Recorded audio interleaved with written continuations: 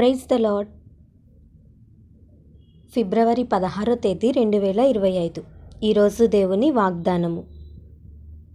యెహోవా యందు నమ్మికయుంచువారు కదలక నిత్యము నిలుచు సియోను కొండవలె నుందురు. కీర్తనల గ్రంథము 125 అధ్యాయం 1వ వచనం. ఈ వాక్యం ద్వారా మనం తెలుసుకోవాల్సిన విషయం ఏంటంటే, దేవుని యందు నమ్మిక ఉంచువారిని బైబిల్ గ్రంథం ఒక కొండతో పోల్చింది. కొండ ఎక్కడికి కదలదు కదా, దృఢంగా బలంగా నిలిచి ఎంతోమందికి ఆశ్రయాన్నిస్తుంది. దేవుని యందు నమ్మిక ఉంచితే మన జీవితాలు కూడా అంతే స్థిరంగా ఉంటాయని ఈ ఉదయకాల సమయంలో దేవుడు మనతో మాట్లాడుతున్నారు. చాలాసార్లు మనకు కలిగే కష్టాలను బట్టి, నష్టాలను బట్టి, ప్రతికూలమైన పరిస్థితులను బట్టి మన నమ్మకాన్ని లోకం మీదకు త్రిప్పుతూ ఉంటాం. మనకున్న వాటి మీద ఆధారపడుతూ ఉంటాం.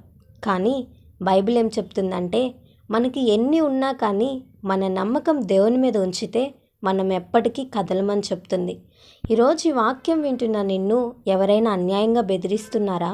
కీడు చేయాలని ప్రయత్నిస్తున్నారా? ఎవ్వరికీ నువ్వు బెదిరిపోవాల్సిన అవసరం లేదు. ఎవ్వరికీ నువ్వు భయపడాల్సిన అవసరం లేదు.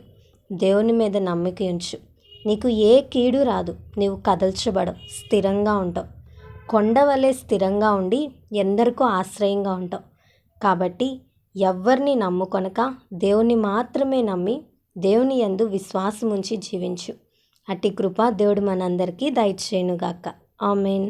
ఈ వీడియో మీకు దీవెనకరంగా, ఆశీర్వాదకరంగా అనిపించినట్లయితే లైక్ చేయండి, షేర్ చేయండి, కామెంట్ చేయండి, సబ్స్క్రైబ్ చేసుకోండి. మీ ప్రార్థన అవసరతలను మాకు కామెంట్ రూపంలో తెలపండి. మీ కొరకు తప్పక ప్రార్థిస్తాం. God bless you.